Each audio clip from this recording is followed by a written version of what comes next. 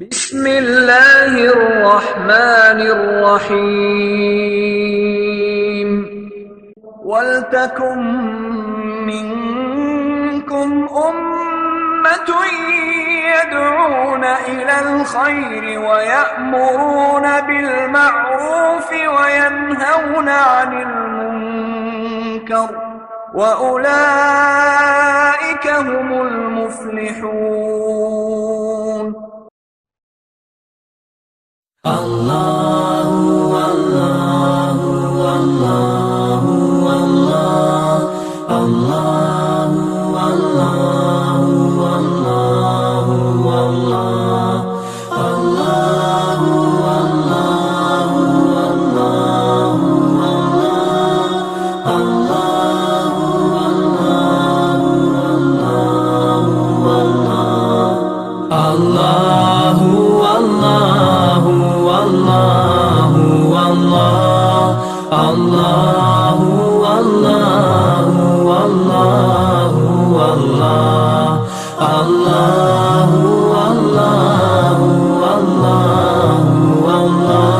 بسم اللہ الرحمن الرحیم الحمد للہ رب العالمین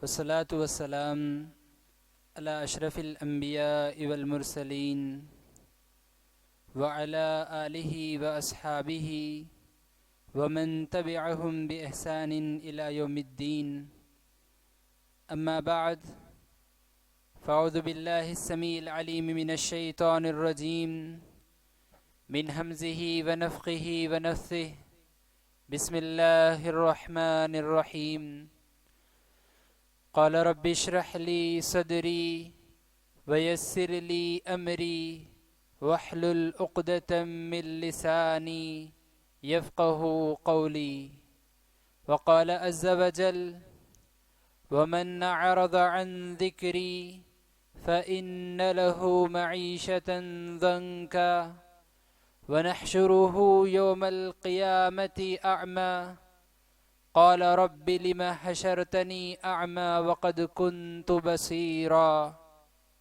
قال كذلك أتتك آياتنا فنسيتها وكذلك اليوم تنسى۔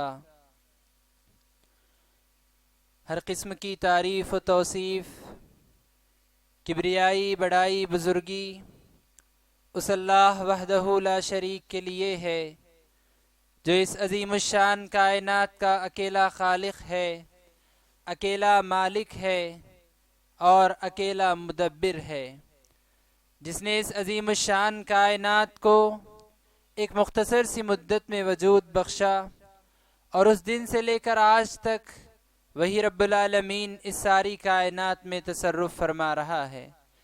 زندگی دینے والا وہی رب العالمین ہے، موت دینے والا وہی رب العالمین ہے، خیر کا مالک وہی رب العالمین ہے، شر کا مالک وہی رب العالمین ہے، مرض میں مبتلا کرنے والا وہی رب العالمین ہے، شفا یابی عطا کرنے والا وہی رب العالمین ہے، مال میں خیر اور برکت نازل کرنے والا وہی رب العالمین ہے، مال میں تنگ دستی پیدا کرنے والا وہی رب العالمین ہے، انسان کو مصیبتوں میں گھیر کے آزمانے والا وہی رب العالمین ہے اور انسان کو مصیبتوں کے بھور سے بچا کر نکالنے والا وہی رب العالمین ہے، انسان کو اولاد کی نعمت دے کر آزمانے والا وہی رب العالمین ہے، اولاد کی نعمت سے محروم رکھ کے آزمانے والا وہی رب العالمین ہے، اولاد میں بیٹے ہی بیٹے دینے والا وہی رب العالمین ہے، اولاد میں بیٹیاں ہی بیٹیاں دینے والا وہی رب العالمین ہے، اور اولاد میں بیٹے اور بیٹیاں ملا کر دینے والا وہی رب العالمین ہے۔ الغرض اس کائنات میں جو کچھ ہوا ہے، ہو رہا ہے یا ہو سکتا ہے، وہ اسی رب العالمین کے حکم اور اجازت سے ہے۔ درود و سلام ہو اللہ رب العزت کے تمام انبیاء علیہم السلام پر، جن کو رب العالمین نے انسانوں کی ہدایت اور رہنمائی کے لیے دنیا میں بھیجا، خصوصاً میرے اور آپ کے آخری نبی جناب احمد مجتبیٰ محمد مصطفیٰ صلی اللہ علیہ وسلم کی ذات پر، جن کو رب العالمین نے इंसानों की हिदायत और रहनुमाई के लिए दुनिया में भेजा। अल्लाह के नबी सल्लल्लाहु अलैहि वसल्लम को दीन हक देकर, मुकम्मल दीन देकर रब्बुल आलमीन ने दुनिया में भेजा, और वो सारी बातें जिसकी इंसानियत मोहताज थी, इंसानियत को जिसकी ज़रूरत थी, रब्बुल आलमीन ने वो सारी बातें मुहम्मदुर रसूलुल्लाह सल्लल्लाहु अलैहि वसल्लम के ज़रिए इस उम्मत तक पहुंचा दी है। हाज़रीन, आज की इस मुलाकात में हमारा जो उन्वान है जिसके तहत गुफ्तगू होने वाली है वो ये है कि हम दीनदार कैसे बन सकते हैं। हम दीनदार कैसे बन सकते हैं, दीनदारी के रास्ते पर चल कैसे सकते हैं, आज हमारी इस तकरीर का यही मौजू है। हाज़रीन, दीनदार कैसे बने, इनके तरीक़ों को मालूम करने से पहले मैं आपके सामने ये बताना चाहूँगा कि इंसान जब बेदीनी की ज़िंदगी गुजारता है, अल्लाह से दूर होकर ज़िंदगी गुजारता है, अल्लाह के ज़िक्र को भूल कर ज़िंदगी गुजारता है, तो उसका क्या अंजाम होता है। कुरान और हदीस में मुख्तलिफ़ किस्म की बातें उन लोगों के मुताल्लिक़ बताई गई जो अल्लाह के ज़िक्र से दूर हो जाते हैं, जिसमें से एक आयत अल्लाह रब्बुल आलमीन ने इरशाद फरमाई उस इंसान के बारे में जो अल्लाह के ज़िक्र से एराज़ करता है, मुँह फेर लेता है, दूर हो जाता है। अल्लाह ने कहा वमन अअरद अन ज़िक्री फ़इन्न लहू मईशतन ज़ंका, वो जो हमारे ज़िक्र से एराज़ कर लेता है, मुँह फेर लेता है, दूर हो जाता है, फ़इन्न लहू मईशतन ज़ंका, ऐसे इंसान के लिए अल्लाह तंग जिंदगी अता फरमाएगा, अल्लाह उसकी जिंदगी को उसके लिए तंग कर देगा। इमाम इब्ने कसीर रहमतुल्लाहि अलैहि ने इस आयत की तफसीर बयान करते हुए फरमाया, तंग जिंदगी से क्या मुराद है? तंग जिंदगी से मुराद ये है कि इंसान को अल्लाह जो जिंदगी अता करता है, उस जिंदगी में चाहे वो कैसी ही नेमतों में रहे, चाहे कितना अच्छा लिबास पहने, कितना अच्छा खाना खाए, जितनी अच्छे घर में रहे, जैसा ओहदा मनसब सब कुछ उसके पास, दुनिया की सारी नेमतें भी मौजूद हो, लेकिन अगर अल्लाह के जिक्र से वो इंसान दूर है, अल्लाह की इबादत से दूर है, वो बेदीन है, अल्लाह उसके दिल में एक किस्म की वहशत पैदा कर देते हैं, अल्लाह उसके दिल में एक किस्म की तंगी पैदा कर देते हैं। ये तमाम नेमतें मौजूद होने के बावजूद वो इंसान को न चैन होता है, न सुकून होता है, न जिंदगी में इत्मीनान होता है। आप देखें उन लोगों को मुआशरे में जिनको अल्लाह ने कितनी दौलत दी है, ओहदा है, मनसब है, दुनिया में लोग उनको चाहने वाले हैं, लेकिन सुसाइड कर रहे हैं, अपनी जिंदगी से इतने बेजार हो गए। अल्लाह ने जो उनको तंग जिंदगी दी है, इस तंग जिंदगी से इतने जो है बेजार हो गए, जिंदगी से हार गए और मौत को उन्होंने गले लगा लिया। सोचिए क्या वजह हो सकती है। एक इंसान जो आलीशान महल में रहता है, जिसके पास, जिसके घर के बाहर दसियों गाड़ियां खड़ी हुई है, जिसके पास पहनने के लिए हजारों जोड़े कपड़ा मौजूद है, जो चाहे वो खा सकता है, सब कुछ है, लेकिन इसके बावजूद अपनी जिंदगी हार कर वो मौत को गले लगा रहा है। वजह क्या है?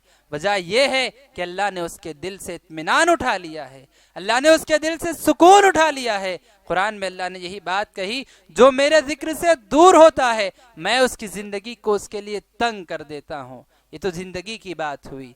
जिंदगी खत्म हुई तो मसला ऐसा नहीं जैसे दुनिया समझती है कि मौत आ गई, जिंदगी खत्म, मसाइल खत्म, परेशानियां खत्म, मुसीबतें खत्म। हाल ऐसा नहीं है, बल्कि इसके बाद की जिंदगी इससे ज्यादा मुश्किल वाली है।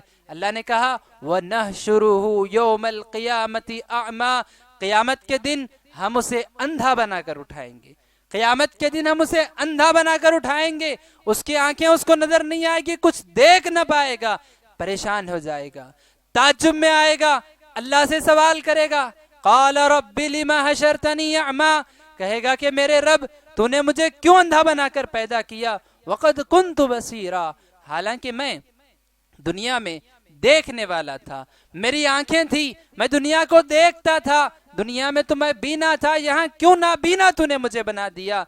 अल्लाह रब्बुल आलमीन की तरफ से जवाब आएगा क़ाल कज़ालिका नसीता, अल्लाह रब्बुल आलमीन कहेंगे कि हाँ इसी तरह तेरे पास मेरी निशानियां आती थी, قال كذلك أتتك آياتنا، اسی طرح تیرے پاس میرے نشانیاں آتی، میرے احکام آتے، میرے فرامین آتے، فنسیتها، تو نے ان کو بھلا دیا، وَكَذَلِكَ الْيَوْمَ تُنْسَى، اور اسی طرح آج کے دن ہم تجھے بھلا دیں گے۔ تو بھلا دیا گیا آج کے دن اس وجہ سے کہ دنیا میں جو تجھے زندگی دی گئی تھی، یہ آنکھیں جو چیزیں دیکھنے کے لیے دی گئی تھی وہ تیرے سامنے آتی تھی، میرے حکام آتے تھے، فرامین آتے تھے، ڈرانے والے آتے تھے، سمجھانے والے آتے تھے، دین کی طرف بلا کر کھینچ کر لے جانے والے آتے تھے، اس کے باوجود تو ان تمام چیزوں کو چھوڑ کر زندگی گزارتا، بے دینی کی زندگی گزارتا تھا، لہذا آج تیری آنکھیں ہم نے چھین لی ہے، تجھے آج بھلا دیا گیا ہے، آج تجھے یاد نہیں کیا جائے گا، کوئی نعمت تجھے آج نہیں دی جائے گی۔ تو حضرات غور کر کے دیکھیں، وہ انسان جو دنیا میں آنے کے بعد بے دین بن جاتا ہے، اللہ سے اپنا تعلق توڑ لیتا ہے، دنیا کمانا چاہتا ہے، دنیا میں دولت کمانا چاہتا ہے، مال کمانا چاہتا ہے، عہدہ حاصل کرنا چاہتا ہے، بڑی تعلیم حاصل کرنا چاہتا ہے، بڑی نوکری کرنا چاہتا ہے، عہدہ منصب حاصل کرنا چاہتا ہے، دنیا میں اپنا روب دبدبہ پیدا کرنا چاہتا ہے، یہ سارے کام کرتا ہے، اللہ کے ذکر کو چھوڑ کر دنیا میں بھی ناکام ہوتا ہے، دنیا میں بھی جو ہے ذلیل ہو جاتا ہے، دنیا میں بھی رسوا ہوتا ہے اور آخرت میں بھی رسوا ہوتا ہے۔ کہاں اس کی کامیابی ہوئی؟ دنیا میں اس نے محنت کی لیکن اس کی محنت اسے جہنم سے قریب لیتی چلی گئی، وہ جتنی کوشش کرتا رہا اتنا زیادہ وہ جہنم کے قریب ہوتا چلا گیا۔ سورہ غاشیہ میں اللہ نے اسی بات کی طرف ذکر کرتے ہوئے فرمایا، قیامت کے دن کچھ ایسے لوگ آئیں گے ان کی پیشانیوں پر پسینہ جو ہے ٹپک رہا ہوگا محنت کی وجہ سے، کوشش کی وجہ سے، لیکن جہنم میں وہ داخل ہوں گے، وہ داخل ہوں گے جہنم میں۔ وجہ کیا ہے؟ محنت انہوں نے کی ہے، کوشش انہوں نے کی ہے، وہ بہت کچھ کیا کرتے تھے لیکن دنیا کے لیے کرتے تھے، وہ اللہ کے لیے نہیں کیا کرتے تھے، آخرت کے لیے نہیں کیا کرتے تھے۔ اللہ کے نزدیک ان کا انجام یہ ہوگا، اللہ ان کو جہنم میں داخل فرمائے گا۔ تو حضرات سب سے پہلی بات یہ معلوم ہوئی کہ انسان جب بے دین ہوتا ہے دنیا میں بھی ناکام ہوتا ہے، آخرت میں بھی ناکام ہوتا ہے۔ اس کے برخلاف آپ دیکھیں، جو انسان نیکی کی زندگی گزارتا ہے، اللہ کا ذکر کرتے ہوئے زندگی گزارتا ہے، اللہ کی عبادت میں نشو و نما پاتا ہے، قرآن و حدیث میں اس کی بڑی فضیلت بتائی گئی ہے۔ اللہ رب العالمین نے فرمایا، من عمل صالحا من ذکر او انثى وهو مؤمن، اللہ نے کہا وہ انسان جو اچھے اعمال کرتا ہے، جو نیکی کے کام کرتا ہے، چاہے وہ مرد ہو یا عورت ہو، ایمان کی حالت میں وہ اچھے کام کرتا ہے، نیکیاں کرتا ہے، اللہ اس سے وعدہ کر رہے ہیں۔ آپ سوچ کر دیکھیں، دنیا میں اگر کوئی ایسا آدمی جس کی زبان پکی ہے، جس کی زبان پہ آپ کو بھروسہ ہے، وہ آپ سے وعدہ کرتا ہے، آپ بہت غور سے اس کی بات کو سنتے ہیں، آپ اس کی بات پہ بھروسہ رکھتے ہیں، یقین رکھتے ہیں کہ یہ آدمی کہہ رہا ہے تو میں پکا مانتا ہوں۔ یہاں اللہ رب العالمین کہہ رہے ہیں، اللہ سے بڑھ کر کوئی سچا ہو نہیں سکتا۔ اللہ رب العالمین کہہ رہے ہیں، فَلَنُحْيِيَنَّهُ حَيَاةً طَيِّبَةً، ہم اسے دنیا میں بہترین زندگی دیں گے، ہم اسے دنیا میں بہترین زندگی دیں گے، وَلَنَجْزِيَنَّهُمْ أَجْرَهُمْ بِأَحْسَنِ مَا كَانُوا يَعْمَلُونَ، اور ہم ان کو آخرت میں اس سے بہتر اجر و ثواب نصیب فرمائیں گے جتنا وہ دنیا میں کیا کرتے تھے۔ سبحان اللہ، دنیا میں بھی کامیاب، اللہ کہہ رہے ہیں دنیا میں بھی اچھی زندگی دیں گے، آخرت میں ان کے اعمال جتنے اتنا نہیں، ان کے اعمال سے بڑھ کے اجر و ثواب دیا جائے گا۔ اور یہ وعدہ کسی عام انسان کا نہیں، کسی عام مخلوق کا نہیں، خالق عالم کا ہے، یہ رب العالمین کا وعدہ ہے۔ اللہ رب العالمین کہہ رہے ہیں تم نیکی کی راہ کو اپناؤ، نیک زندگی گزارو، اللہ کی عبادت میں زندگی گزارو، میرا وعدہ ہے میں تمہیں اچھی زندگی نصیب فرماؤں گا، دنیا میں بھی اچھی زندگی ملے گی، آخرت میں بھی تمہیں اچھی زندگی دوں گا، آخرت میں اجر عظیم سے نوازوں گا، یہ اللہ کا وعدہ ہے۔ اب فیصلہ ہمارے ہاتھ میں ہے کہ ہم اللہ کے اس وعدے پر کتنا یقین رکھتے ہیں، اللہ کے اس وعدے پر ہمارا کتنا ایمان ہے۔ دنیا میں جب لوگوں کو دین کی دعوت دی جاتی ہے، کہا جاتا ہے کہ بھائی دیندار بن جاؤ، نماز کے پابند بن جاؤ، قرآن کی تلاوت کرنے والے بن جاؤ، نیکی کے اعمال کرنے والے بن جاؤ، لوگ کہتے ہیں ہاں ٹھیک ہے کریں گے، پہلے دنیا کا بھی تو دیکھنا پڑے گا نا، جب دنیا میں رہتے ہیں تو دنیا کا بھی تو دیکھنا پڑے گا، اپنا پیٹ بھی تو پالنا ہے، گھر میں بچوں کی بھی تو ذمہ داریاں ہیں، گھر کے بھی حالات ہیں، یہ ساری چیزیں دیکھ کر چلنا پڑے گا. مجھے وقت نہیں ملتا، جب وقت ملے گا تھوڑا جب فری ہو جاؤں گا اس کے بعد اللہ کی راہ پر، دین کی راہ پر چلنے لگوں گا. یہ لوگوں کا دراصل ایمان اللہ کی بات پر نہیں ہے، اللہ کے وعدے پر ان کو بھروسہ نہیں ہے کہ اللہ نے کہا نیکی کرو گے دنیا میں اچھی زندگی دوں گا. اللہ کے اس وعدے پر گویا ان کا ایمان اور ان کا یقین نہیں ہے. اگر ہمارا ایمان ہے اس وعدے پر تو ہمیں چاہیے کہ ہم بے دینی کی زندگی کو چھوڑیں، ہم دینداری کی زندگی کی طرف جائیں، ہم اپنے جو ہے اپنی زندگی میں ہم دین سے قریب ہوتے جائیں، اللہ رب العالمین سے قریب ہوتے جائیں. اگر ہم یہ کریں گے دنیا میں بھی کامیاب ہوں گے، آخرت میں بھی کامیاب ہوں گے. عمر رضی اللہ تعالی عنہ کا ایک قول ذکر کر کے میں اپنے موضوع کی طرف آگے بڑھتا ہوں. عمر رضی اللہ تعالی عنہ جب ایک قوم کو ہرا کر مسلمان عیسائیوں سے اس جو ہے محل کی چابیاں لینا چاہتے تھے، اس وقت اس جو ہے محل کے لوگوں نے کہا، یا اس جو ہے قلعے کے جو عیسائی تھے ان لوگوں نے یہ بات رکھی کہ ہم تمہیں جو ہے اپنی چابیاں نہیں دیں گے، تمہارے جو خلیفہ ہے ان کو بلاؤ، ہم ان کے ہاتھ میں چابیاں دیں گے، کیونکہ ہم جو ہے بادشاہ ہیں، ہم بادشاہ سے معاملہ کریں گے، سپہ سالار سے ہم معاملہ کرنا نہیں چاہتے.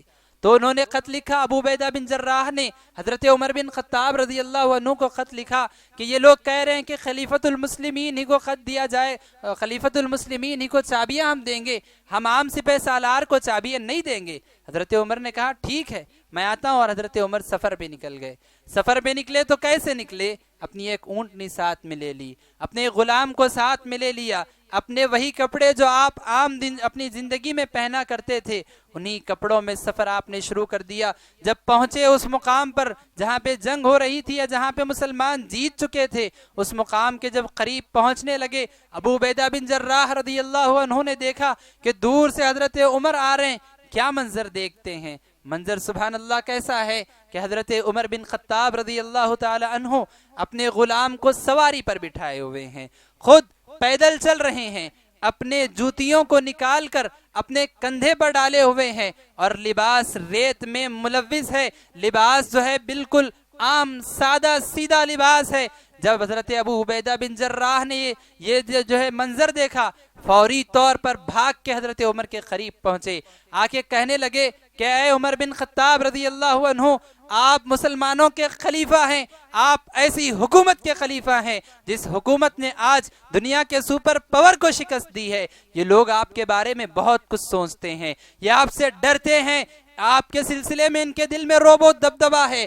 آپ اگر اس حالت میں جائیں گے، اگر آپ ایسے کپڑے پہن کے آئیں گے تو ان کے دل سے آپ کا جو روب دبدبا ہے ختم ہو جائے گا. آپ اپنا لباس تبدیل کر لیجئے. سبحان اللہ، اس مقام پر اگر میں ہوتا، اگر آپ ہوتے، دنیا کا کوئی انسان ہوتا، کہتا ہاں اچھی بات تم نے کہی، ابھی میں اپنے کپڑے تبدیل کر کے آتا ہوں. حضرت عمر کا جواب سنیے، اس انسان کا جواب سنیے جس کو اللہ نے آدھی دنیا پر حکومت نصیب فرمائی تھی، جس کے بارے میں نبی صلی اللہ علیہ وسلم نے دنیا ہی میں رہتے ہوئے جنت کی کئی مرتبہ بشارت سنائی. حضرت عمر کہتے ہیں کہ ابو عبیدہ سنو، اگر تم نہ ہوتے، تمہارے علاوہ کوئی اور یہ بات کرتا، ایسی اس کو سزا دیتا، دنیا کے لیے وہ عبرت کا مقام بن جاتا، عبرت کا نشان بن جاتا. لیکن سنو، اللہ نے ہمیں عزت دی ہے اس لباس میں نہیں، اللہ نے ہمیں عزت دی ہے اسلام کی وجہ سے. اسلام کو چھوڑ کر ہم کسی اور چیز میں اگر ہم اللہ رب العالمین سے اگر عزت طلب کریں گے، اللہ ہمیں ذلیل کر کے رکھ دے گا،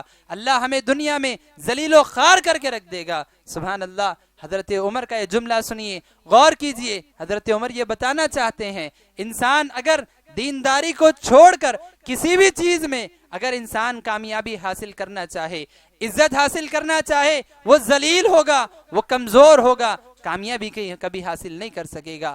آج مسلم امت کا کیا حال ہے؟ کیا آج مسلمانوں میں انجینئر موجود نہیں؟ کیا ڈاکٹر موجود نہیں؟ کیا سائنٹسٹ موجود نہیں؟ کیا مسلمانوں میں اعلیٰ تعلیم حاصل کیے ہوئے بڑے بڑے جو ہے سیاست دان موجود نہیں ہیں؟ سب کچھ ہے. اس کے باوجود مسلمان اس قدر کمزور، اس قدر ذلیل ہو چکے ہیں.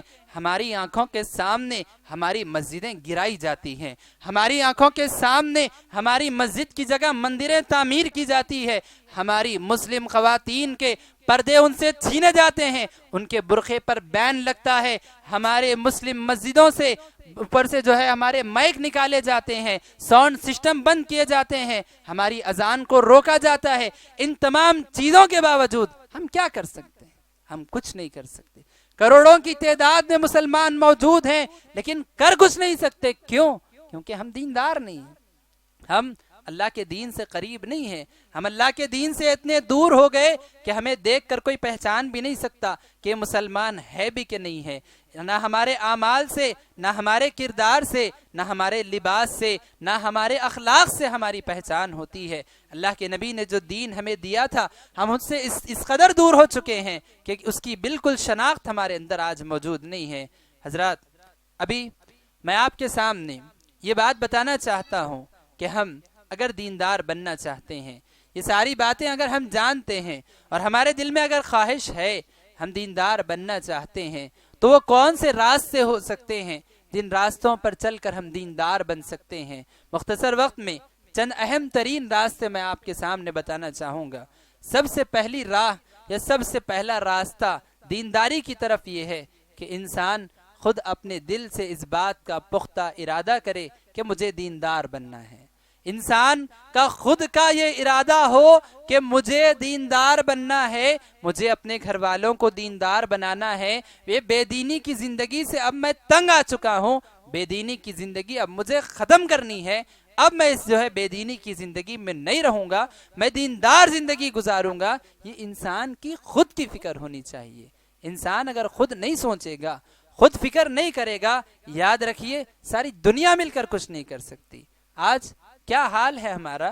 ہماری مسجدوں کے ائمہ چاہتے ہیں کہ ہم دیندار بن جائیں، وہ ہر جمعہ کے خطبے میں ہمیں دین کی طرف بلا رہے ہیں۔ ہمارے مسجدوں کے ذمہ دار چاہتے ہیں کہ ہم دیندار بن جائیں، وہ مختلف قسم کے پروگرام رکھ رہے ہیں، مختلف کورسیں رکھ رہے ہیں، بڑے بڑے علماء کو بلا رہے ہیں، بہت کچھ کام کر رہے ہیں، لیکن ہم دیندار نہیں بن پا رہے ہیں۔ ہمارے معاشرے کے جو سمجھدار لوگ ہیں وہ چاہتے ہیں کہ ہم دیندار بن جائیں، وہ مسلمانوں کے لیے اسلامک سکول کھول رہے ہیں، وہ مختلف قسم کی کتابیں چھاپ رہے ہیں کہ مسلمان پڑھیں گے، دیندار بنیں گے، دین کے قریب آئیں گے۔ الغرض بتانے کا مقصد یہ، بہت سارے لوگ چاہ رہے ہیں کہ ہم دیندار بنیں، لیکن ہم نہیں چاہ رہے کہ ہم دیندار بنیں۔ ہم اپنے ہاتھ کو چھڑا کر بھاگنا چاہ رہے ہیں، ہم دور بھاگنا چاہ رہے ہیں۔ کوئی اگر انسان ہمیں دین کی طرف بلانا چاہتا ہے، وہ دین کی دعوت ہمیں دینا چاہتا ہے، ہم اس سے بور ہو جاتے ہیں۔ 2 منٹ اگر بیٹھ کر وہ دین کی بات کرنے لگتا ہے کہ بھائی کیا نمازوں کا کیا حال ہے، قرآن پڑھ رہے ہو نہیں پڑھ رہے ہو، گھر میں کیا حال ہے، دینداری چل رہی نہیں چل رہی، ہم اس سے بور ہو جاتے ہیں، اٹھ کے وہاں سے نکل کر چلے جاتے ہیں۔ صحابہ کا یہ حال تھا، صحابہ کرام کی یہ حالت ہوا کرتی تھی، ایک دوسرے سے جب ملاقات کرتے کہتے تعالوا نؤمن ساعتن، آؤ میرے بھائی بیٹھو تھوڑی دیر ہم ایمان کی باتیں کرتے ہیں، ایمان کو تازہ کرتے ہیں۔ ان کی مجلسوں میں ایمان کی باتیں ہوتی تھی، وہ ایک دوسرے کو ایمان کی باتیں سناتے، قرآنی واقعات سناتے، نبی کے واقعات سناتے، جاہلیت کے ایام کو یاد کرتے، ایسے مظالم مسلمانوں پر ہوئے، ہجرت میں یہ مشکلیں پیش آئی، مسلمان اس راہ سے گزر کے یہاں تک آئے، یہ ساری باتیں ان کی مجلسوں کا حصہ ہوتی۔ لیکن ہمارا کیا حال ہے؟ ہمارا یہ حال ہے کہ اگر کوئی انسان سیاست کے بارے میں بیٹھ کر بات کرے، ہم آدھی رات تک بیٹھ کر بات کریں گے۔ اگر کوئی انسان دنیا میں ہونے والے دوسرے معاملات کے بارے میں، ایک مالدار کے بارے میں بات چھڑ گئی، اس کے بارے میں بات کر رہے ہیں، بات چلتی جائے گی۔ دنیا کے جو ہے معاملات میں تجارت کے مسائل پہ بات نکلے، بات لمبی جائے گی۔ کوئی بھی مسئلہ آئے ہم بڑے انٹرسٹ کے ساتھ، آنکھ بند ہو رہی آنکھ کھول کے سنیں گے، ہم بیٹھیں گے، بہت دیر تک بیٹھیں گے، گھر سے کال آئے ہم ریسیو نہیں کریں گے، بیٹھ کے گھنٹوں بات کریں گے۔ لیکن جب دین کی بات آئی ہم اٹھ کے کھڑے ہو جائیں گے، کہیں گے بھائی صبح جلدی اٹھنا ہے، میں نکلتا ہوں۔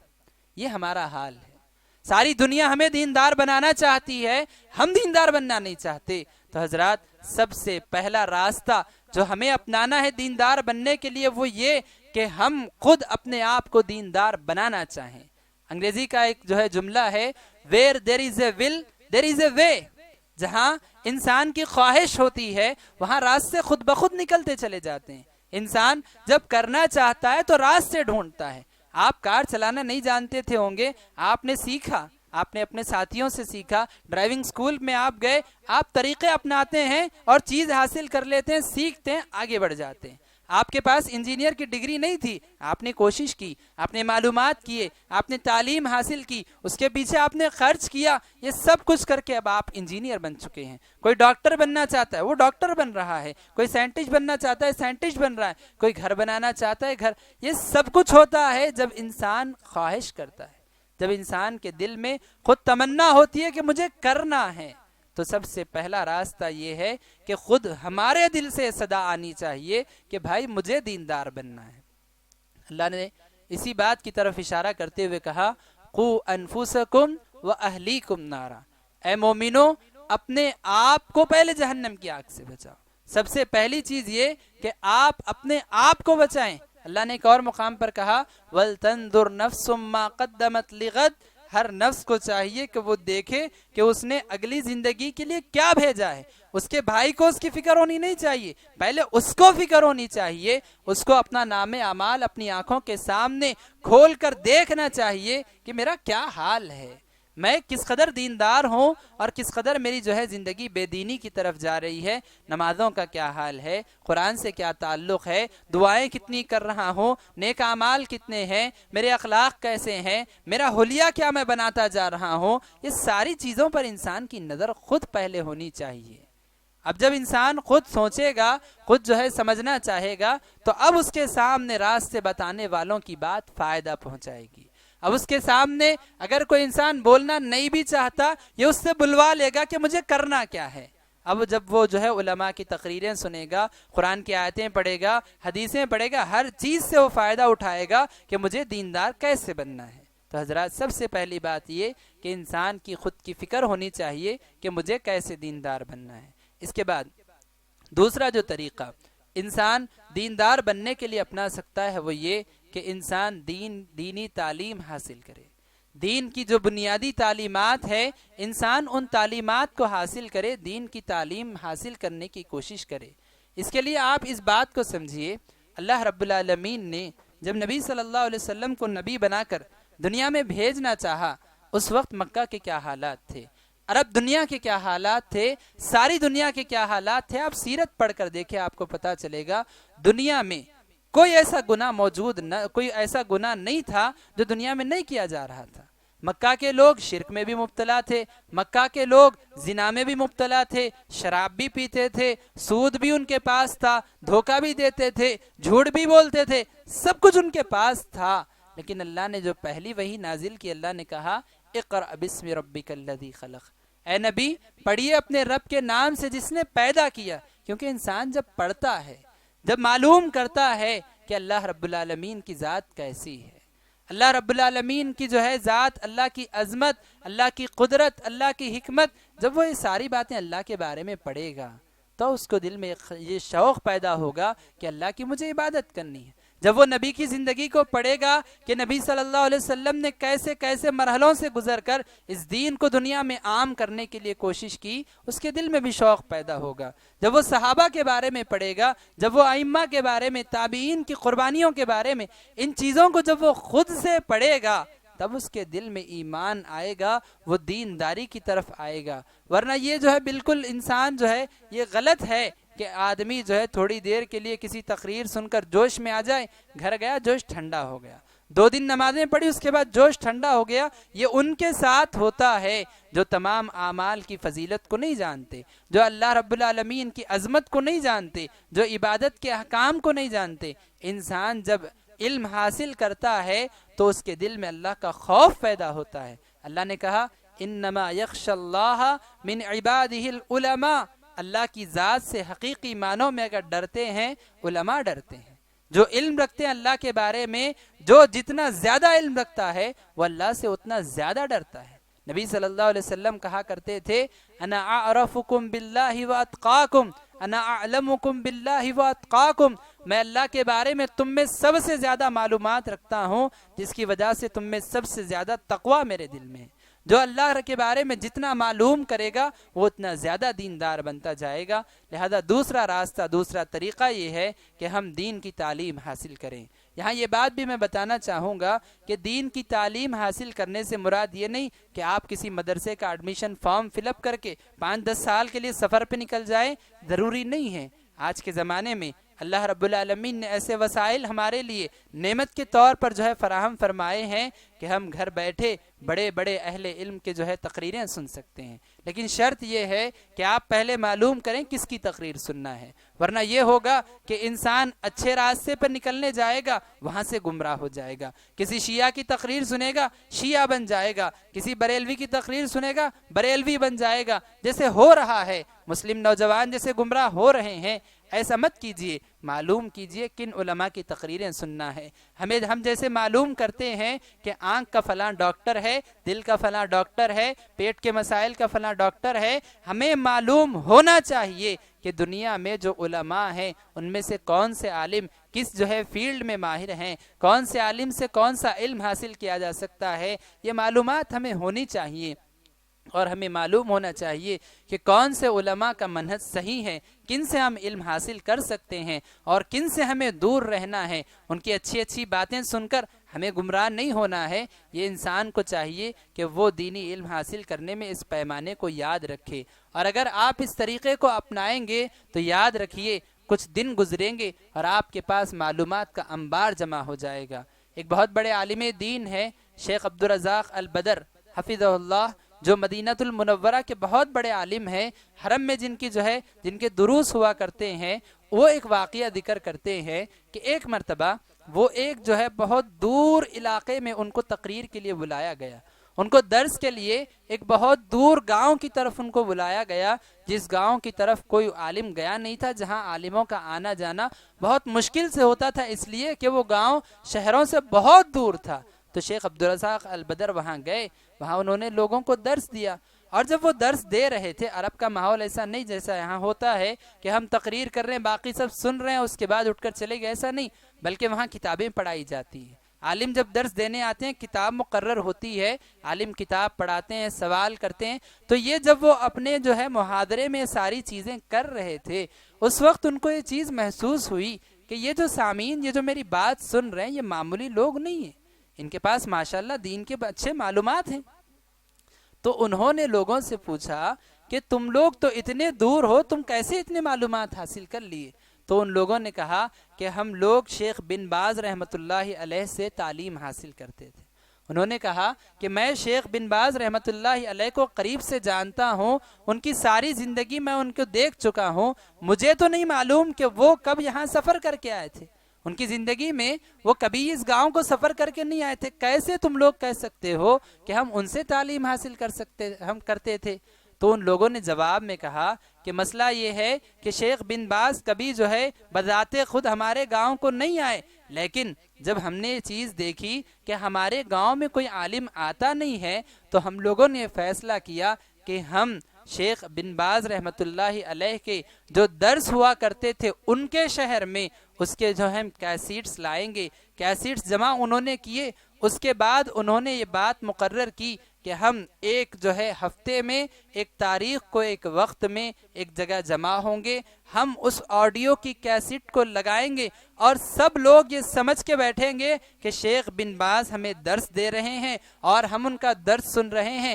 اس جو ہے توجہ کے ساتھ ہم ہر ہفتہ بیٹھتے، غور سے شیخ کا درس سنتے، یعنی وہ جو آڈیو کلپ ہوتی، جو کیسٹ ہوتی، وہ لگاتے اور سب بیٹھ کر ایسے سنتے گویا شیخ ہمیں جو ہے تقریر کر کے سنا رہے ہیں۔ اس وجہ سے ہمارا تعلیمی معیار بڑھ گیا۔ سبحان اللہ، یہ اس دور کی بات ہے جب ویڈیو کیسٹ، جب جو ہے ایک معمولی آڈیو کیسٹ آتے تھے۔ دیکھیے جذبہ جب انسان کے اندر ہوتا ہے، جب انسان دینی تعلیم حاصل کرنا چاہتا ہے، اتنا سب کچھ وہ کر سکتا ہے۔ آج ہمارے پاس اتنی سہولت ہے، فون کھولیے، کچھ سیکنڈز میں آپ بڑے عالم کی تقریر تک پہنچ سکتے ہیں۔ گویا وہ بڑے عالم آپ کے پاس آ گئے، آپ کو دین سکھا رہے ہیں، اتنے قریب آپ علماء سے ہیں، آپ کے جیب میں آپ دینی تعلیم کا ذریعہ رکھ کے بیٹھے ہیں، لیکن توفیق ہمیں نہیں ہوتی کہ ہم نکالیں اور ہم علماء کے تقریروں کو سنیں، ہم دیکھیں کہ کیا نئے بیانات کن عنوان پہ، کن عناوین پہ آئے ہیں، کون سے عالم کس کتاب کو پڑھا رہے ہیں، کہاں پہ کیا تعلیم کے کام چل رہے ہیں۔ ہماری کوئی توجہ ہی نہیں ہوتی، اس لیے کہ ہم اس طرف کبھی پلٹ کر دیکھنا ہی نہیں چاہتے۔ تو حضرات، دینی تعلیم حاصل کرنے کا آج کے زمانے میں ایک آسان ذریعہ یہ بھی ہے کہ آپ سوشل میڈیا کا صحیح استعمال کر کے میں بات پھر دہرا رہا ہوں، صحیح استعمال کر کے آپ جو ہے دین کی اچھی معلومات حاصل کر سکتے ہیں۔ اگر آپ صحیح طریقے پر نہیں چلیں گے گمراہ ہو جائیں گے، جیسے بہت سارے لوگ گمراہ ہو رہے ہیں۔ لہٰذا علماء سے جو ہے ربط میں رہیے، علماء سے معلوم کیجئے کس کی تقریر سننا ہے، کس کی تقریر نہیں سننا ہے، اور اچھے علماء کی تقریر سنیے۔ اسی طرح حضرات ایک اور چیز جو ہمیں دیندار بنا سکتی ہے وہ یہ ہے کہ ہم اچھی صحبت کا انتخاب کریں۔ ہم اپنی زندگی میں اچھی صحبت کا انتخاب کریں۔ انسان کی صحبت اس کی زندگی کو بدل کے رکھ دیتی ہے۔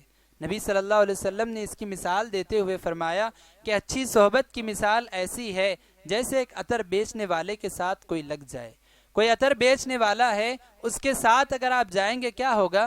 نبی صلی اللہ علیہ وسلم نے کہا اگر عطر بیچنے والے کے ساتھ کوئی رہتا ہے دو کام ہوں گے، یا تو یہ ہوگا اس کی خوشبو اس کو پسند آئے گی، یہ اس سے عطر خرید لے گا اور ہر کچھ دن میں وہ عطر لگا کر اپنے اندر خوشبو محسوس کرے گا، اور اگر اتنا نہ بھی ہو سکا عطر ساتھ نہ بھی لے کر آئے، کم از کم یہ ہوگا اس کے ساتھ گھومنے پھرنے کی وجہ سے عطر کی خوشبو اس کے کپڑوں میں، اس کے جسم میں باقی رہ جائے گی، وہ وہاں سے نکلے گا بھی تو اس کا جسم اور اس کے کپڑے مہکنے لگیں گے۔ اس کی یہ مثال ہے نیک صحبت کی۔ انسان اگر نیک لوگوں کے ساتھ رہتا ہے وہ مکمل نیک نہ بھی بن جائے، نیک لوگوں کے صفات اس کے اندر آ جاتے ہیں، نیکی کا جذبہ اس کے دل میں پیدا ہوتا ہے۔ ایک ایسا انسان جو نماز کا پابند ہے، اس کے ساتھ اگر آپ صبح شام رہیں گے، اس کے ساتھ وقت گزاریں گے، اگر آپ نماز کے عادی نہ بھی ہیں، آپ کے دل میں جذبہ پیدا ہوگا کہ وہ جب نماز پڑھ رہا ہے تو میں کیوں نہیں پڑھ رہا ہوں، وہ بھی تو مسلمان ہے، میں بھی تو مسلمان ہوں۔ آپ کے دل میں خواہش کم سے کم پیدا ہوگی کہ میں بھی مسلمان بنوں۔ آپ اگر ایک اچھے قاری قرآن کے ساتھ آپ کا اٹھنا بیٹھنا ہے، آپ اس کی قرآن کی قرات ہر روز اگر سنتے ہیں، سن کے آپ بھی یا تو قرآن پڑھنا سیکھ لیں گے، یا کم از کم آپ کے دل میں قرآن پڑھنے کا شوق پیدا ہو جائے گا، دل میں آپ کے جذبہ پیدا ہو جائے گا۔ اسی طرح آپ تمام نیک اعمال دیکھ لیں، نیک انسان کے ساتھ رہیں گے، زندگی میں آپ کی نیکیاں آئے گی، نیک بن جائیں گے، یا کم از کم یہ ہوگا کہ آپ نیکی کے راستے پہ چلنے کی کوشش کریں گے۔ اور حضرات اسی طرح سے ایک اور راستہ جو ہمیں دیندار بنانے کے لیے بہت زیادہ مفید ہے وہ یہ ہے کہ ہم برے لوگوں کی صحبت کو چھوڑ دیں، ہم بری صحبتوں کو چھوڑ کر زندگی گزاریں۔ یاد رکھیں آپ جب تک گنہگار لوگوں کی جو ہے صحبت کو نہیں چھوڑیں گے آپ گناہ کو نہیں چھوڑ سکتے۔ جب تک بے دین لوگوں کی صحبت کو نہیں چھوڑیں گے آپ جو ہے بے دینی سے دور نہیں ہو سکتے۔ آپ کو بے دینی سے دور ہونا ہے، بے دین لوگوں سے دور ہونا ہوگا، گناہوں سے دور ہونا ہے، گناہ گاروں سے دور ہونا ہوگا۔ گالی دینے والے کے ساتھ بیٹھ کر آپ اپنی زبان کو پاک نہیں رکھ سکتے، جھوٹ بولنے والے کے ساتھ بیٹھ کر آپ سچائی پر عمل نہیں کر سکتے، سود خور کے ساتھ بیٹھ کر آپ حلال کمائی کی کوشش نہیں کر سکتے، ایک جو ہے فاحش اور ایک بدکار اور بے حیا قسم کے انسان کے ساتھ رہ کر آپ کی سوچ، آپ کا ذہن کبھی پاک اور جو ہے پاک دامن نہیں رہ سکتا۔ لہذا ہمیں ہمیشہ گنہگار اور بدکار اور گنہگار قسم کے لوگوں کے اور جو ہے بے دین قسم لوگوں کی صحبت سے دور رہ کر زندگی گزارنی چاہیے۔ نبی صلی اللہ علیہ وسلم نے گنہگار یا پھر اسی طرح سے برے لوگوں کی صحبت کی مثال دیتے ہوئے کہا کہ جو انسان برے اور جو ہے بدکار لوگوں کی صحبت میں رہتا ہے اس کی مثال ویسی ہے جیسے کوئی انسان کسی لوہار کے پاس چلا جائے۔ لوہار کے پاس جائیں گے تو کیا ہوگا؟ دو چیزیں ہوگی۔ ایک چیز تو یہ ہوگی کہ لوہار کے پاس آپ بیٹھے ہیں، وہ آگ جلا رہا ہے، آگ سے اپنا کام کر رہا ہے، کوئی شعلہ اڑے گا آپ کے جسم کو جلا دے گا، آپ کے کپڑے کو جلا دے گا، آپ کے کپڑے پر جو ہے دھبا بیٹھ جائے گا، داغ آ جائے گا۔ اگر ایسا نہ بھی ہوا، کپڑے محفوظ رہ بھی گئے، کوئی شعلہ جو ہے آپ پر نہ گرا، اتنا کم از کم ہوگا وہاں جو دھواں اڑ رہا ہوگا اس دھوئیں سے آپ کا سارا کپڑا خراب ہو جائے گا، وہ دھواں لگنے کی وجہ سے سارا کپڑا میلا ہو جائے گا، وہاں سے نکلیں گے بدبو کے ساتھ اور آپ کے کپڑوں میں جو ہے دھول اور مٹی ہوگی، کپڑے آپ کے خراب ہو جائیں گے۔ نبی صلی اللہ علیہ وسلم نے یہ بہترین مثال دے کر فرمایا برے لوگوں کی صحبت میں رہو گے، جو وہ کر رہا ہے وہ آپ بھی کرنے لگیں گے۔ اگر وہ جھوٹ بولنے کا عادی ہے، آپ سچے ہیں، آپ کبھی جھوٹ نہیں بولے، جھوٹ بولنے والے کے ساتھ رہیں گے، پہلے یہ ہوگا جھوٹ کی جو آپ کے دل میں نفرت ہے دھیرے دھیرے دھیرے کم ہو جائے گی. آپ دیکھ کے سمجھیں گے کہ ہاں لوگ تو بول رہے ہیں, دنیا ایسے ہی تو چل رہی ہے. اس کے بعد پھر جھوٹ بولنے میں آپ کو کوئی مسئلہ محسوس نہیں ہوگا. دھیرے دھیرے آپ بھی جھوٹے بن جائیں گے. ایک انسان اگر سود خور ہے, اس کے ساتھ آپ رہتے ہیں, وہ سود کو ایسے مزین کر کے بتائے گا کہ آپ کو ایسے لگے گا کہ بھائی دنیا میں سود لیے بغیر تو کوئی راستہ ہے ہی نہیں, ہم لون کے بغیر زندگی گزار ہی نہیں سکتے. ایجوکیشن پانا ہے, لون لے لو, آسانی سے آپ کا مسئلہ حل ہو جائے گا. گھر بنانا ہے, اتنی کام مشکلیں اٹھاؤ گے, گھر کا لون لے لو, گھر بناؤ, کرایہ آئے گا, لون دو, اپنے مسائل حل ہو جائیں گے. گاڑی چاہیے, لون اٹھاؤ, لون پہ گاڑی اٹھاؤ, گاڑی سے کماؤ, لون بھی بھرو گے, آپ کی کمائی بھی بڑھتی جائے گی. وہ ایسی باتیں آپ کے سامنے رکھے گا کہ آپ بھی سود خور بن جائیں گے. آپ یہ سمجھنے لگیں گے کہ ہاں ٹھیک ہے اسلام میں حرام ہے, لیکن اللہ تو معاف کرنے والا ہے, اللہ معاف کر دے گا. یہ ایک ہی تو چیز ہے, باقی چیزوں میں تو اوکے ہوں, یہ ایک چیز میں جو ہے اللہ مجھے معاف کر دے گا. انسان جب گنہگار کے ساتھ رہتا ہے, خود گنہگار بن جاتا ہے, اس کو محسوس بھی نہیں ہوتا, اس کو سمجھ میں بھی نہیں آتا کہ وہ کس راہ پہ نکل گیا, اور وہ گنہگاروں کے ساتھ جو ہے اس کا شمار ہو جاتا ہے. نبی صلی اللہ علیہ وسلم نے پچھلی قوموں میں سے ایک قوم کا, ایک انسان کا واقعہ ذکر کیا. اللہ کے نبی نے بتایا پچھلی قوموں میں سے ایک انسان ایسا تھا جس نے 99 قتل کیے تھے, 99 اس نے قتل کیے تھے. اب اس کے بعد اس کے دل میں شرمندگی پیدا ہوئی کہ میں 99 قتل کر کے اتنا بے دین ہو گیا, اتنا گنہگار ہوں, مجھے اس گنہگار زندگی سے نجات پانا ہے. اور اس نے چاہا کہ اب جو ہے زندگی میں توبہ میں کروں گا. وہ ایک آدمی کے بارے میں پوچھنے لگا کہ مجھے بتاؤ کون میری رہنمائی کر سکتا ہے. لوگوں نے کہا یہ عبادت گزار ہے, اس کے پاس جاؤ, یہ مسئلہ حل کر دے گا. اس کے پاس گیا, اس نے کہا 99 قتل کیے, جاؤ اللہ تمہیں معاف نہیں کرے گا. اس نے پلٹ کر اسے قتل کر دیا اور کہا اللہ مجھے معاف نہیں کرے گا تو جی کے کیا کرے گا. اس کو بھی قتل کر دیا, 100 قتل مکمل کیے. 100 قتل کرنے کے بعد اس نے عالم کے بارے میں پوچھا کہ میرا مسئلہ ہے, مجھے فتویٰ چاہیے عالم سے. تو لوگوں نے ایک عالم کی طرف اس کی رہنمائی کی. عالم کے پاس گیا, عالم نے کہا کہ تمہارا گناہ اللہ معاف کرے گا ضرور, لیکن شرط ہے. شرط یہ ہے کہ تمہیں گناہوں سے دور ہو جانا ہوگا, اور گناہوں سے دور ہونے کے لیے تمہیں کرنا یہ ہوگا کہ تمہاری جو بستی جس میں تم رہتے ہو یہ گنہگاروں کی بستی ہے. یہاں حضرات غور کریں, تقریر میں جو میں بات آپ کے سامنے بتانا چاہتا ہوں وہ یہ, عالم نے جو نصیحت کی, کہا کہ تم جس بستی میں رہتے ہو گنہگاروں کی بستی ہے, اس بستی کو تمہیں چھوڑنا ہوگا. فلاں علاقے کو جاؤ, نیک لوگوں کی بستی ہے, وہاں جا کے وہاں رہو اور وہاں آگے کی زندگی گزارو, اللہ تمہارے گناہ کو معاف کرے گا. عالم کی نصیحت معاشرے میں کیسے لی جاتی ہے؟ لوگ فتویٰ لے کے آتے ہیں, سائڈ میں رکھ دیتے ہیں, سوال پوچھتے ہیں, سائڈ میں چھوڑ دیتے ہیں, ٹھیک ہے کریں گے, اس کو ٹرائی کریں گے کچھ دن کے بعد. یہاں دیکھیں آپ اس آدمی کے واقعے میں, جیسے ہی اس نے سنا کہ اپنی بستی کو چھوڑ کے دوسری بستی کی طرف جانا ہے, عالم نے توبہ کی یہ شرط رکھی ہے, گھر کو جاتا ہے, سامان لیتا ہے, سفر کرنے نکل جاتا ہے اس بستی کی طرف جس بستی میں نیک لوگ رہتے ہیں. اور جب سفر کر کے جانے لگتا ہے, اپنی بستی پار کرتا ہے, نیک لوگوں کی بستی کے راستے میں ہوتا ہے, اس کی موت کا وقت آ جاتا ہے. اس کی موت کا وقت آ جاتا ہے. اب نیک روحوں کو لے جانے والے فرشتے بھی آ جاتے ہیں, کہتے ہیں کہ ہم اس کو لے کر جائیں گے, اس نے توبہ کی ہے.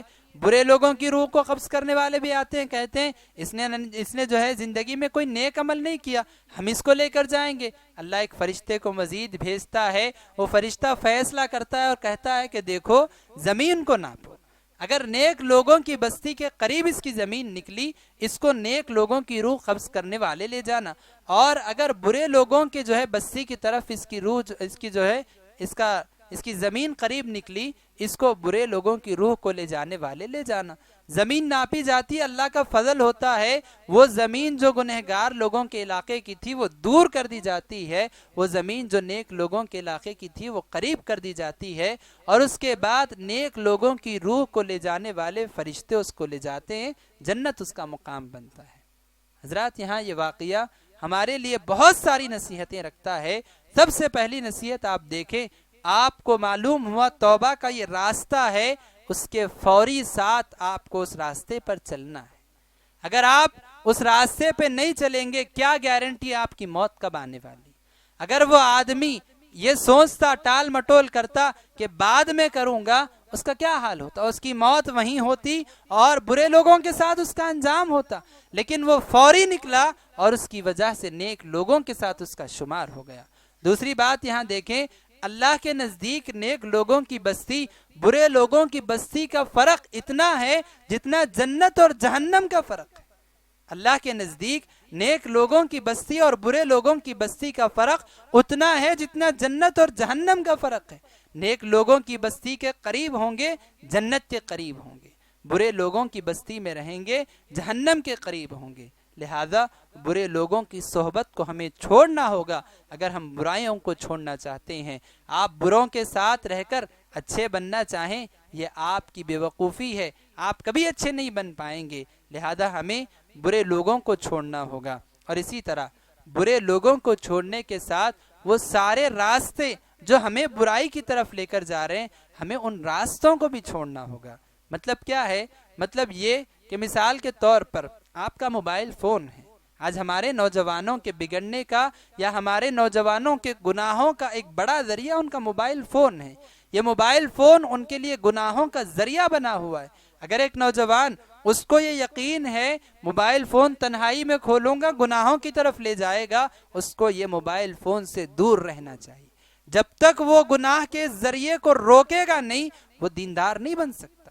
وہ دیندار بننا چاہتا ہے، اس راستے کے دروازے کو اس کو بند کرنا ہوگا، تب جا کے وہ دیندار بن سکتا ہے۔ اسی طرح اگر کوئی انسان اس کو بے دین بنانے کی وجہ اس کی دنیا کی محبت ہے، اس کو یہ محسوس کرنا چاہیے کہ میں دنیا سے جو محبت کرتا ہوں، مال کی جو میرے دل میں محبت ہے، یہ محبت مجھے بے دین بنا رہی ہے، تو اسے چاہیے کہ وہ اس محبت کو دنیا کی چھوڑ کر آگے بڑھے، وہ اپنے دل پہ کنٹرول کرے، وہ دنیا سے آخرت کو زیادہ ترجیح دے، اور اپنی اس دنیا کی محبت پہ کنٹرول کر کے اس کو کم کر کے وہ آخرت کی طرف جانے کی کوشش کرے۔ اور ایک اور آخری بات حضرات میں بتا کر اپنی بات کو ختم کروں گا۔ ایک آخری راستہ جو راستہ کے تمام راستوں میں سب سے اہم ترین راستہ ہے، وہ یہ کہ ہم یہ تمام کوششیں کرنے کے ساتھ اللہ سے دعا کیا کریں۔ ہم اپنی دینداری کے لیے، دیندار بننے کے لیے اللہ سے دعا کیا کریں، کیونکہ اللہ کی توفیق کے بغیر انسان دیندار بن نہیں سکتا۔ وہ جتنی چاہے کوشش کر لے، وہ کچھ نہیں کر سکتا اگر اللہ کی توفیق نصیب نہ ہو۔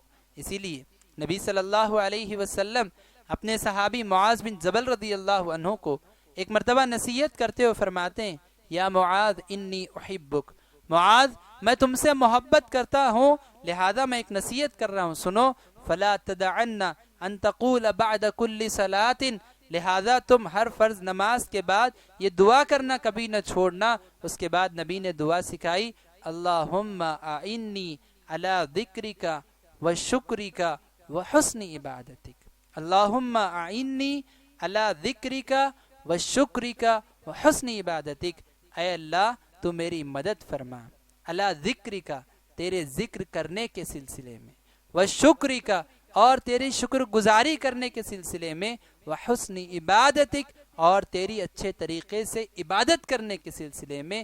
اللہ کے نبی اپنے صحابی کو نصیحت کر کے یہ کہہ رہے ہیں کہ ہر نماز کے بعد یہ دعا مانگنا، اللہ کا ذکر کرنے میں اللہ سے آسانی انسان طلب کر رہا ہے کہ اللہ میرے لیے آسانی فرما، میری مدد فرما تو اس معاملے میں کہ میں صحیح طور پر تیرا ذکر کر سکوں، میں صحیح طور پر تیرا شکر ادا کر سکوں، میں اچھے سے تیری عبادت کر سکوں۔ قرآن میں مومنوں کی جو دعائیں سکھائی گئی، اس میں ایک دعا یہ بھی ہے، ربنا لا تزغ قلوبنا بعد اذ ہدیتنا، اے اللہ ہمارے دلوں کو رہنمائی پہ لانے کے بعد تو گمراہ نہ کر دے۔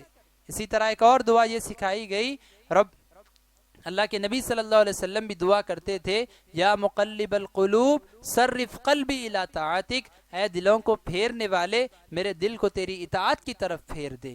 لہذا بندے کو اللہ سے دعا کرنی چاہیے کہ اللہ میں دیندار بننا چاہتا ہوں، یہ چیزیں مجھے روک رہی ہیں، اللہ میں تیرے قریب آنا چاہتا ہوں، یہ مسائل میرے لیے بیچ میں آتے جا رہے ہیں، اللہ میرے مسائل کو تو حل کر دے، مجھے اپنے قریب کر لے، دین کے راستے پر چلنے کی مجھے توفیق دے۔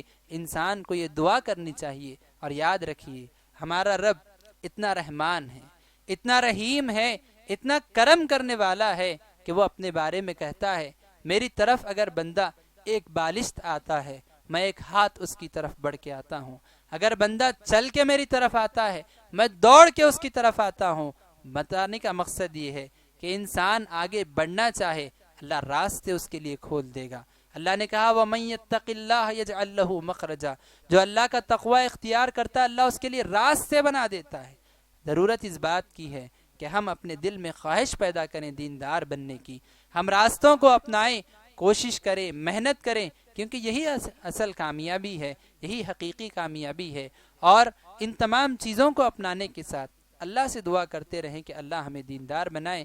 انہی چند باتوں پر میں اپنی بات کو ختم کرتے ہوئے رب العالمین سے دعا کرتا ہوں کہ رب العالمین تو ہمیں پچھلی زندگی میں ہم سے جو گناہ ہوئے رب العالمین ہمارے ان گناہوں کو تو معاف عطا فرما. اے اللہ بے دینی کی جو زندگی گزر گئی اللہ اس زندگی سے ہم توبہ کرتے ہیں، اللہ ہماری توبہ کو قبول فرما. اے اللہ اگلی زندگی میں ہمیں دیندار بن کر زندگی گزارنے کی توفیق نصیب فرما. اے اللہ ہمیں دین کی تعلیم حاصل کرنے کی توفیق نصیب فرما. اے اللہ ہمیں نیک لوگوں کی صحبت اختیار کرنے کی توفیق عطا فرما. اللہ ہماری زندگی میں جو برے لوگ آ گئے، جو بری صحبتیں ہماری جو ہے لگ چکی ہیں اللہ ان سے ہمیں تو دور کر دے. اے اللہ ہمیں تیری عبادت کرنے، تیری عبادت میں لذت حاصل کرنے کی ہمیں توفیق نصیب فرما. جب تک زندگی دے نیک اعمال کی توفیق عطا فرما، جب موت دے تو حسن خاتمہ عطا فرما. آمین. وآخر دعوانا ان الحمد للہ رب العالمین.